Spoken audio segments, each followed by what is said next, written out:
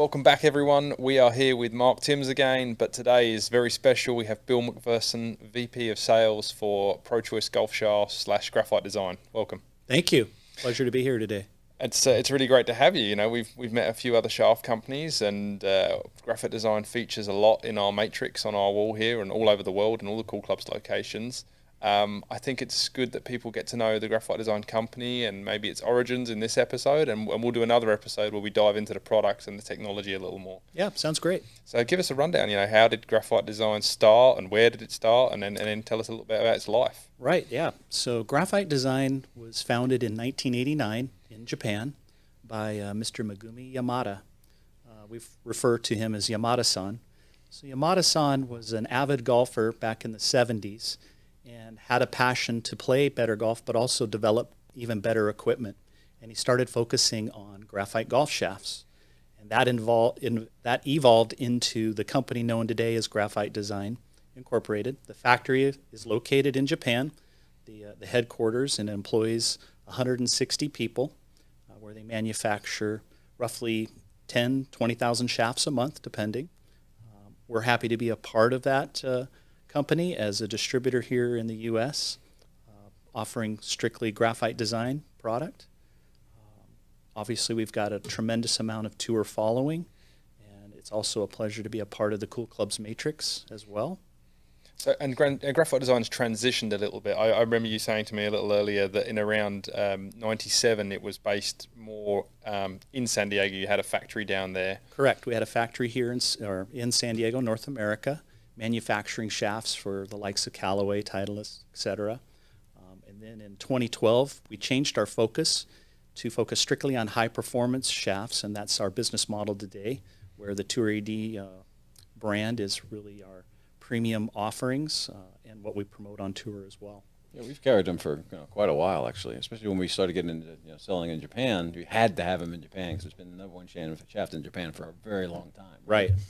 And then obviously with Tiger Woods in the U.S. playing the DI at some point, everybody saw that on TV, and that really kind of boosted your awareness in the U.S. And that put us on the radar screen for sure. That's it. The other thing I kind of noticed too is that you can always see the Graphite Design shafts on tour, right? The little stripes down the side. Right. I'm not sure if that was planned marketing or whatever, but it's fantastic because no matter what colors they are and schemes and stuff, you can always tell the Graphite Design shaft. Right. So. Very, very good marketing strategy there with regards to the look of the shaft mark, indeed.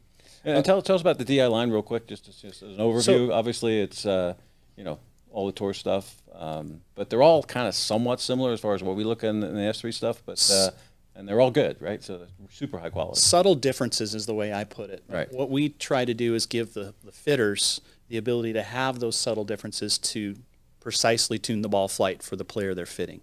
They may need another degree of launch or 300 less RPM and spin, and just simply changing from one shaft model DI to, let's say, for instance, the TP model or UB model, they can get that.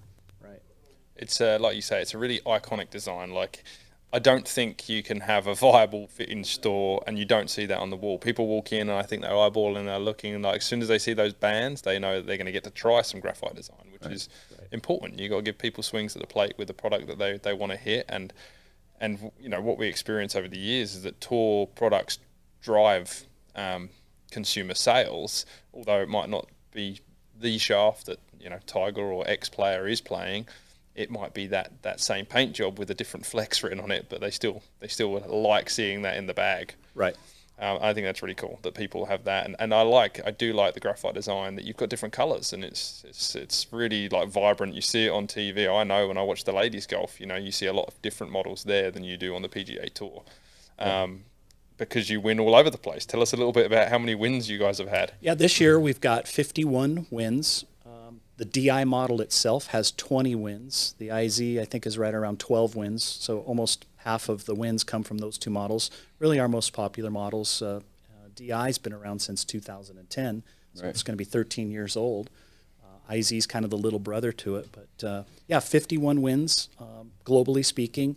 And over the last 9 years, 372 wins. That's great. So, I mean, this year, in relation to looking at that scale, is actually a really good year for you guys. It's been a good year. Yeah. I mean, you're a relatively small company compared to some of these other guys out there, to some extent. You know, so that's pretty impressive. You know, yeah.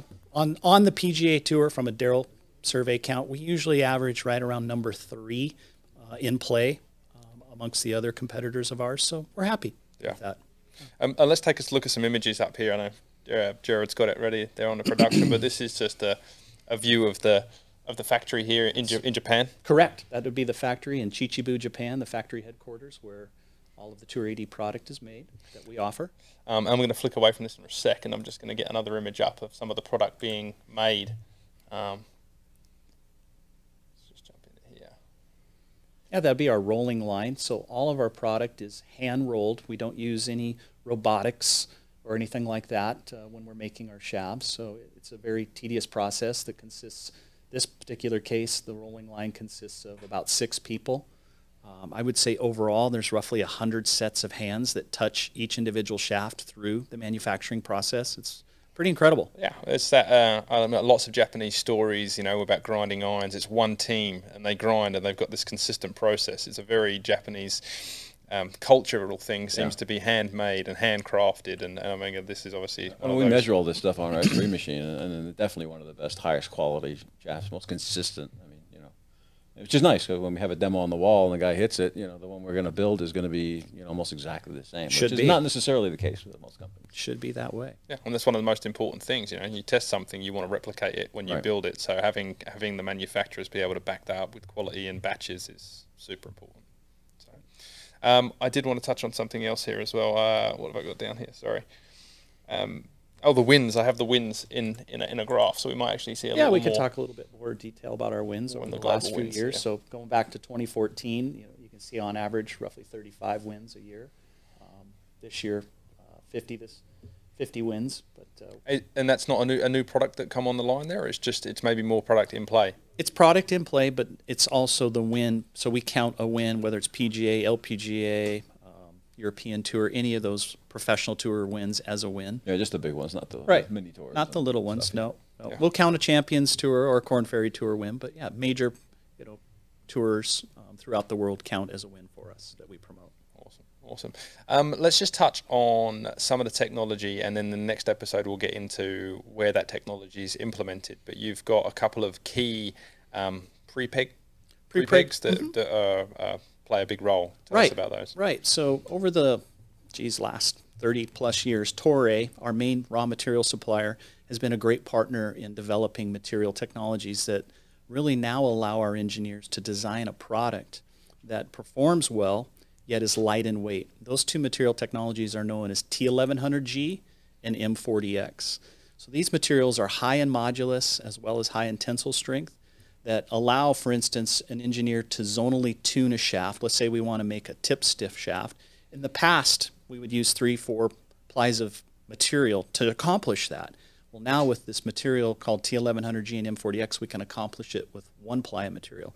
So we're able to add stability in a zone of the shaft without adding weight, and thus resulting in a good feeling, non-boardy type product. Yeah. I guess you can play around with a lot more of balance points and those kind of things when you start moving material. Well. I will have to say though that that's one thing that kind of all around with graphite design products and stuff, they all feel good, right? So we get that from customers all the time. I would say that that's kind of the designer's premise is the shaft that they design, whether it's a stiff or soft shaft, is not going to feel odd or harsh sometimes.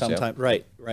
Yeah, well, I've never ever felt a graphite design that feels harsh. I can tell you that 100%. There are some out there too. There's a lot of designs out there that might work, but they just don't feel good. Yeah, for sure. It's not the end all, but it's an important part of it. Yeah. Well, that's great introduction. Thank you for spending the time on that. I look forward to hearing more about the all of the products in a little more depth next time. Sounds great. Thanks, Bill. Thank you. Thanks, Mark.